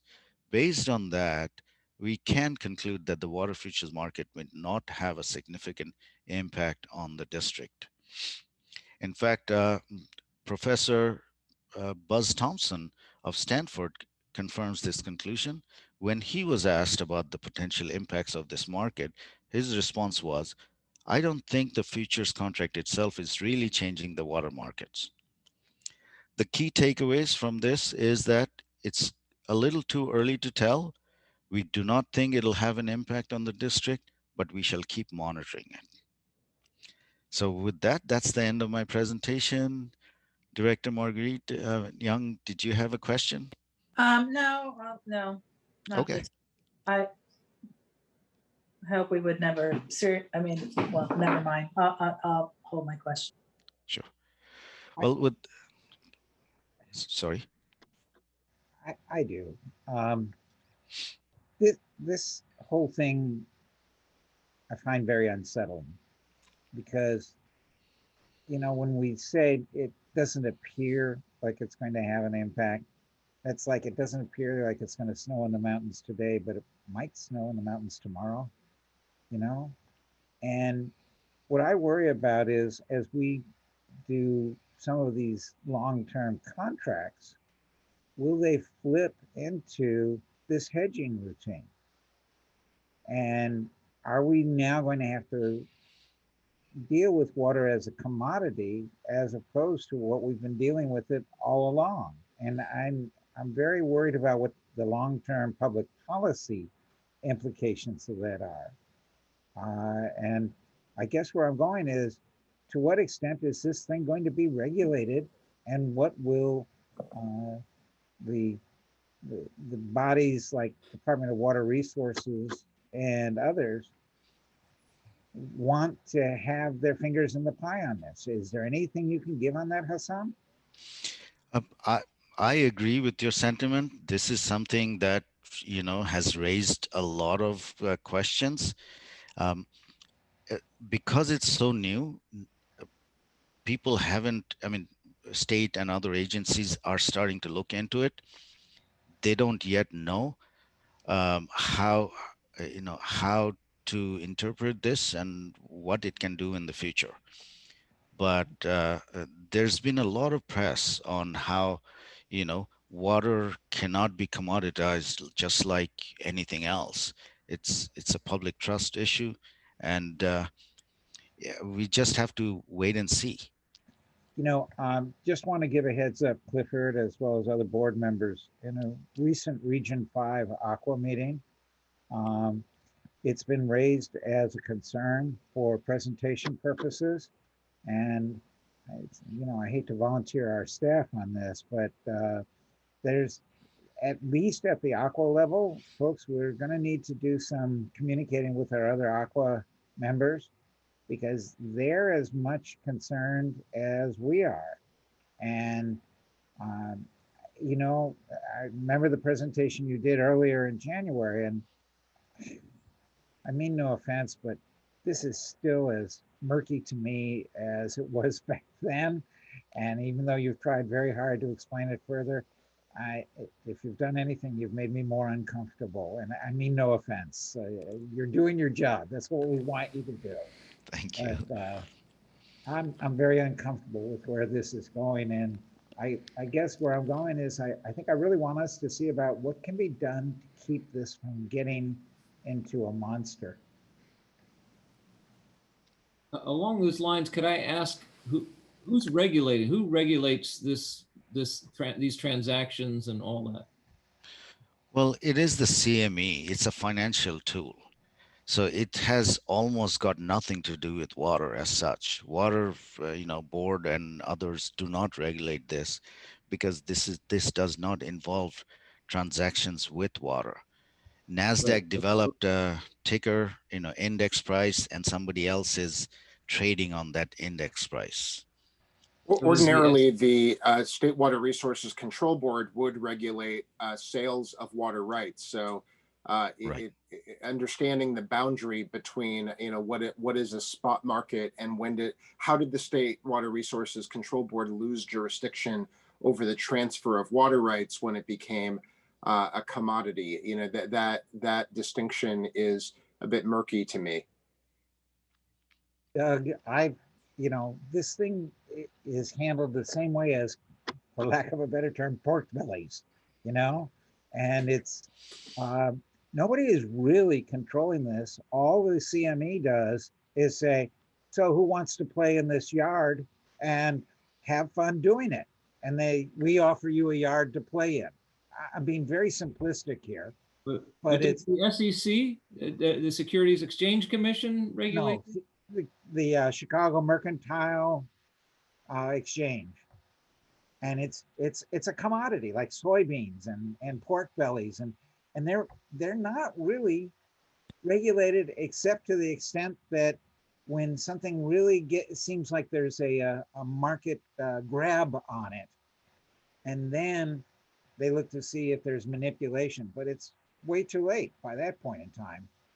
It's very uncomfortable to me. I I'm do just gonna share add the my voice to concerns. the concerns, which is all I was going to say.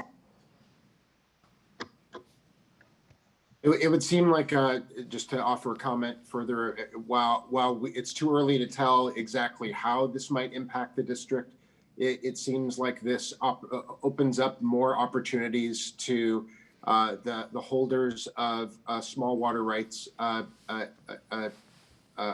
property rights, to be able to market them and sell them. It tends to favor production over release into the environment. So that those seem to be pretty obvious implications of what opening up this market would do. And to the extent that the district could be affected, it seems like that we might want to consider whether there is a benefit to holding water rights that might be subject to this market or this incentive, whether we would want to hedge against the impacts of a tightened spot market by holding more rights as the owner, even if we lease them back to another user. That would be one possible interpretation of what's going on here. I think it's absolutely environmentally unfriendly. It doesn't care what the impact is.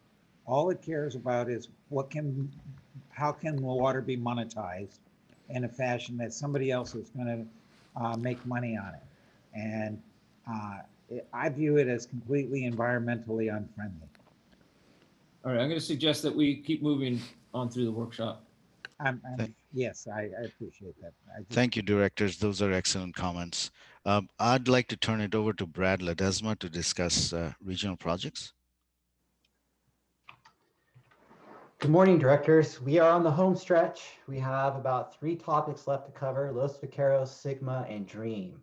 So we're going to start with Los Vaqueros Reservoir. Los Vaqueros Reservoir is a project or a reservoir that's owned by Contra Costa Water District. They are working with 7 other potential partners, including the district, at potentially expanding the reservoir from 160,000 acre feet to 275,000 acre feet for regional benefits for water supply and water quality, but also helping the largest wildlife refuge in California. The current cost of the project has been estimated about $942 million. CCWD, or Contra Costa Water District, has secured a grant with the California Water Commission for $470 million, meaning that the local share would be about $472 million. Now, in addition to that grant, they are also, meaning CCWD is chasing a grant with the federal government through WIN Act funding. That's the Water Infrastructure Improvements for the Nation grant program that would reduce that local share by another $200 million. The district's involvement in here involves 2 pieces. The first one is potentially securing 30,000 acre feet of storage in Los Vaqueros at an estimated cost of about $50 to $100 million, again, depending on the amount of grant funding that would become available. The second piece, though, is district staff's working with these partners to evaluate the potential of wheeling water through Freeport to Los Vaqueros when the district's not using Freeport. So making sure that it's not going to harm our customers. Moving forward, there are a series of complex agreements the district is currently negotiating. The first and foremost being the Joint Powers Authority. This is an agreement that would create a new entity that's needed to demonstrate progress for the California Water Commission, in a sense to remain grant eligible. Once that JPA is formed, which right now is expected to be, and you could put in there late spring 2021, in the May timeframe, several agreements. I've highlighted 3 in yellow there. We have a service agreement, facility usage agreement, and an O&M agreement. The service agreement will be where you see a lot of the costs, and that's where that's involved. The facility usage agreement is where the assurances are, and the O&M agreements are sort of how things are operated and maintained once those facilities are built. However, the district is working to negotiate off-ramps into this JPA to make sure that we have the ability to remove ourselves from this project if we so choose to do so. In parallel with those agreements, Contra Costa Water District has reached out to EBMUD and asked, during construction of the expanded reservoir and then subsequent refilling of the reservoir, can EBMUD convey CCWD water supplies, or in a sense we call this backstop service. The district negotiated a memorandum of understanding with Contra Costa Water District to study this concept. And again, that concept is conveyance, not supply. So EBMUD would not be providing supply in this case. It'd only be conveying supplies provided by CCWD. We'd be studying to make sure that we could convey this water in a way that would protect EBMUD customers. And we want to be able to identify what are the costs to do this. And then more importantly, what are the constraints of EBMUD being able to actually provide this backstop service. We expect the analysis to take about 6 months, and we would bring it to the board for consideration on March 9th. 2 key points. One is that the MOU itself is not an agreement. It's just an intent to study, to understand what it would take to provide this. The second piece is that if the study shows that, 1, it's cost effective, 2, it can be done in a way that protects EBMUD's customers, then there would be a separate, different agreement that would be negotiated and brought at a future date for board consideration. Looking at the schedule over the next year, we've got January through December here. You see the long-term water supply workshop today in red. The green you see at the top. So we bring the backstop MOU in March. Again, this schedule is our best guess at this point. Although with the Joint Powers Authority, it's probably not likely April. It's probably somewhere in the late April or early May timeframe. But again, once the JPA is formed, we will move into negotiating with those several agreements that I outlined earlier.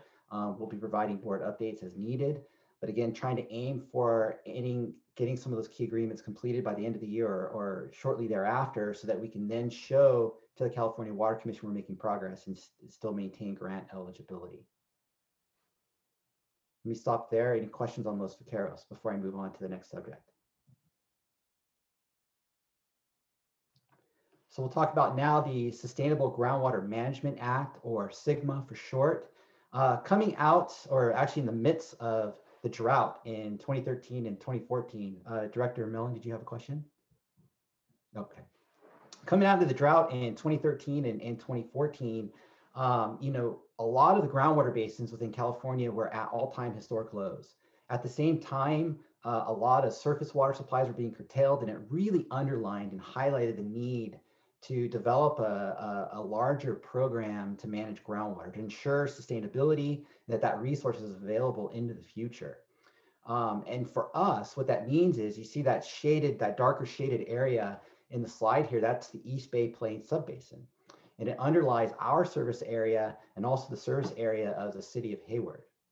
Sigma, as it pertains to us, is really in 3 phases. The first phase is the formation of what they call a groundwater sustainability agency. That puts, for us, for example, as the groundwater sustainability agency for the East Bay Plains subbasin, we are the steward of local groundwater resources in partnership with the city of Hayward. It means that we are grant and loan eligible to implement Sigma, and also make sure that groundwater resources are still under local control. For East Bay MUD and Hayward, East Bay MUD would manage the area of the East Bay subbasin that underlies our service area, and vice versa, the city of Hayward would manage the portion of the East Bay Plains subbasin under their service area. That was completed in April 2017. What we're moving to now, what we've been working on, is the Groundwater Sustainability Plan. That is a plan that's due to the Department of Water Resources by the end of January of next year. That plan will establish a set of standards that will ensure sustainability of the groundwater basin for current and future groundwater users. That plan is 65% grant funded. Once that plan is completed, the district will then move into implementation phase, where district staff will be doing annual reporting. We'll be doing 5-year updates of that groundwater sustainability plan. And then more importantly, we'll be in a position where we are providing oversight and enforcement of those groundwater standards that are within the groundwater sustainability plan. And of course, throughout the process, we would continue to coordinate with other groundwater sustainability agencies like ACWD or the city of Hayward. One of the big pieces of the groundwater sustainability plan is outreach. And of course, given everything that's going on, all the outreach that we've done almost a year now has been done virtually. We do it through 3 forums. We have a general stakeholder group. That could be anyone, general public, anyone that can actually participate in those meetings. We also have a smaller group we call a technical advisory committee that is made up of a very small group that we can focus in on the details that you really can't get into in those larger group meetings. And then we also have an interbasin working group where we're constantly coordinating and working with the other GSAs in the area. The other big piece of the groundwater sustainability plan is developing a new groundwater model. And the reason this model is so important is because it's the tool under which we will evaluate future groundwater scenarios that's going to help establish what those management standards look like and end up in the groundwater sustainability plan. So we're making sure that that model has incorporated the updated hydrogeologic conceptual model. We've incorporated new studies, and we're making sure it's calibrated and verified. Looking over the next year, green dots are where there's either a board action or a board update. Blue is sort of stakeholder outreach. You'll see today's workshop here in red. I want to point out that we actually plan to meet with one or more of our stakeholder groups quarterly as we go through this process. Towards the end of July, we plan to update the board on management criteria. We're targeting September as to have a draft report, which would then initiate public notification, at which point we would have a 90-day public comment period. And then our plan right now, and the target is to bring this plan to the board in mid-December for consideration. Let me stop there. Any questions on the groundwater sustainability plan in Sigma? Okay. Lastly, before we go into closing statements, we'll cover the demonstration recharge, extraction, and aquifer management project. This is a pilot study in San Joaquin County. And this is important because San Joaquin County in this area overlies the eastern San Joaquin groundwater subbasin, which is a critically overdrafted basin. In this particular pilot, we're testing out the ability of a groundwater banking program in this project where we would release up to 1,000 acre feet, and in return would have the ability to extract 500 acre feet during droughts or when East Bay MUD needs it. And this benefits both sides. Not only does it help recharge a critically overdrafted groundwater basin, but also helps provide drought supply for the district. Looking at 2020 accomplishments, we completed design in January of facilities necessary to actually do the extraction side of that. We have awarded a construction contract for those facilities. Construction commenced in October, and then we did ongoing partner outreach during that period. Looking forward through 2021, You can see that majority of it is this brown box there is going to be construction. We're aiming for doing startup testing in October timeframe. And during the entire period of 2021, we'll continue to do ongoing groundwater level and quality monitoring. Once those are completed, depending on hydrology, we'd like to complete those releases and then ultimately be able to truly test the extraction side. And so with that, I will turn it over to Linda Hu to complete closing statements. Thank you, Brad. So now you've heard from a number of speakers on all the efforts that we are doing relating to securing long-term water supply. So let's briefly sum up our key strategies for ensuring a reliable and high-quality water supply for the future. We are continuing to build a resilient and sustainable water supply by diversifying our water supply portfolio. We need to plan for uncertainty. We need to protect our current entitlements. We need to continue sustainable groundwater stewardship, maintain our conservation levels and expand our efforts, as well as further expanding recycled water and continuing to develop regional partnerships and water transfer agreements to diversify and improve regional reliability. Next slide. And this concludes our presentation. Just want to thank you very much for your time, and we're ready to receive additional board comments and any public comments.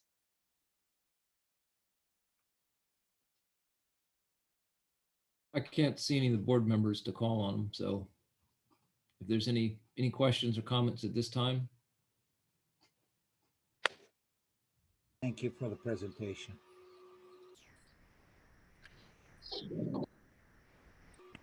John. Thank you, Doug. Sorry, I have it off the camera. I think it was a great presentation. I think the staff deserves huge credit for what they're doing.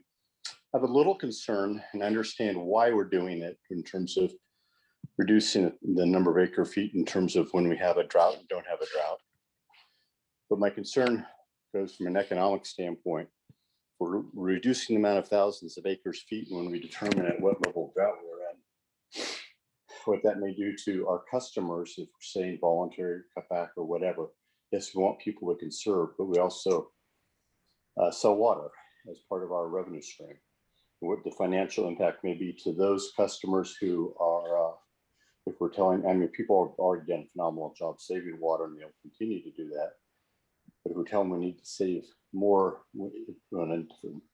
by lowering the number and saying we need to save more, are we setting up a situation where we're going to have a negative cash inflow from our customers?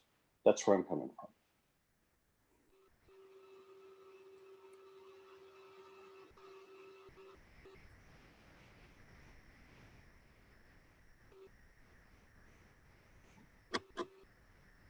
Somebody want to address that question at all, or is that just a concern that we're? It's a concern I have. Just want to make sure from an economic standpoint, we're not going to be putting ourselves in a bind where we cannot do what we want to do or need to do as a result of that. Because we know when we ask people to cut back, they do, and they do a phenomenal job. But if we're lowering our threshold on how much water is in storage versus what it is today, are we going to set up down the road an economic trigger that's going to have a financial impact for us? And President Liddy, we'll take all these comments and just looking at the time, we'll summarize our responses in a memo. All right. Other comments?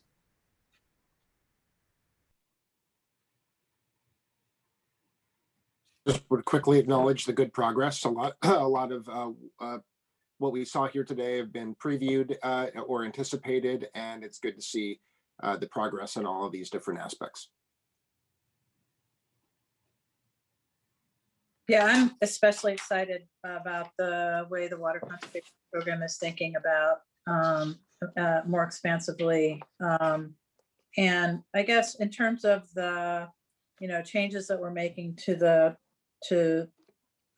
when we start taking water, et cetera, it actually, I'm actually a little puzzled by John's statement, because it looks like we're going to we're taking water sooner at, granted at a lower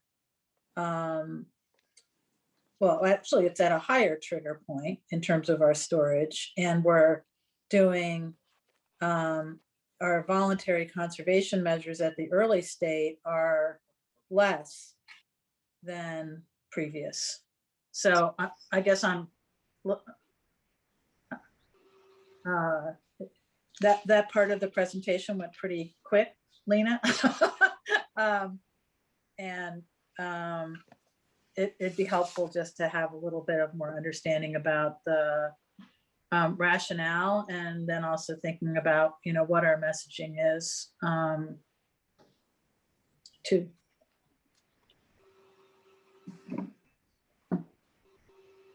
I will respond to this in a memo. Is that what the general manager's preference is?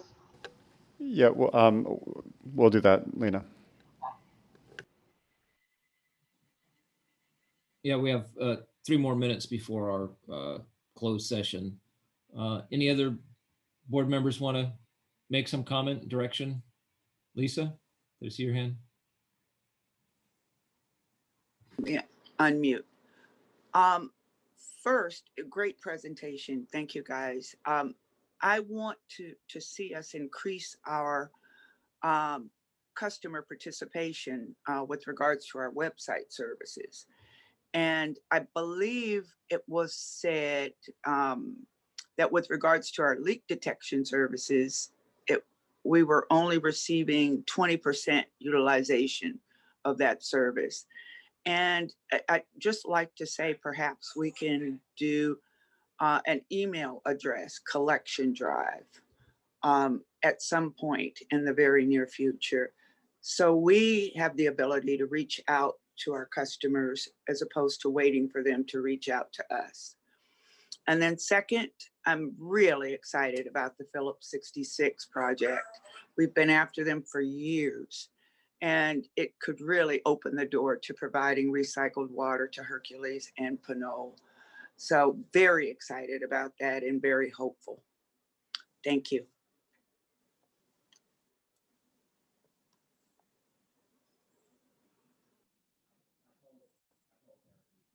All right, so maybe I'll just wrap up. I thought it was also a good presentation. I don't have any specific questions or comments. I thought of some additional homework for myself. I'd like to explore our website some more. It was interesting. It did a quick look for that water plant scavenger hunt, which I thought was kind of interesting. When I typed it into the search on our website, it didn't pop up. So I'm hoping, making sure that we have, that as Lisa was saying, that we're promoting these tools that we have, and that people who are looking for ways to do some things, whether in COVID or post-COVID world, that we're making these things easily accessible on our website and easy to find and things. But good presentation, good overall outlook, I think it has for us for our water supply, and it's good to know that. But lots to worry about with climate change. I think all of the news coverage that we've gotten with what's gone on in Texas with unexpected weather changes and weather conditions that brought on long-term by drought is a warning to us all to make sure that we're planning for not based on what we've seen in the past, but based on what we think could happen in the future.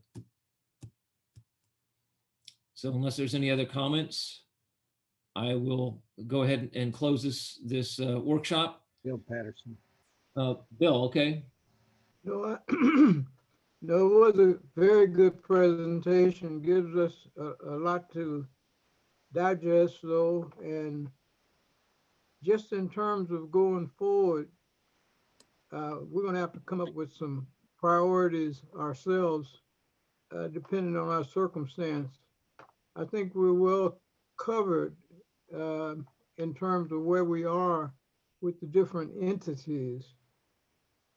What we have to do, though, is to make sure there's a transference of this knowledge to as much of our base as we can. That is the stakeholders, the the people we supply the water to and the interested organizations that continue to cooperate with us as we go forward.